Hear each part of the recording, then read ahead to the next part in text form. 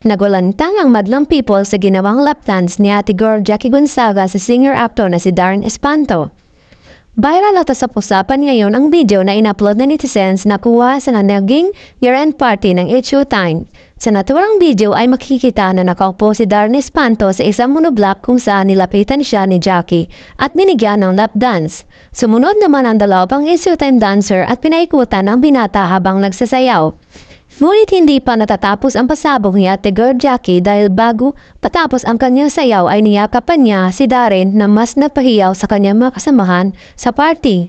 Agad namang umani ng samut-saring komento mula sa netizens ang naturang viral na video. Ani ng isang netizens kung may amat si Darren, mas grabe yung Jackie kung ano-ano pinagagawa.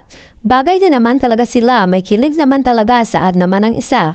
Wala namang malinaw na chika kung paano nauwi sa wild lap dance ang sayaw ni Jackie kay Darren habang nagkakatawaan sila. Marahil isa itong laro lalo na't nasa year-end party sila at game na game sa mga ganap. Sa ngayon wala pa namang pahayag ang pamunuan ng Showtime tungkol sa viral video. Samantala, minsan na rin inasar sina Jackie at Darren ng mga Showtime host na pinangungunahan rin ni Vice Ganda.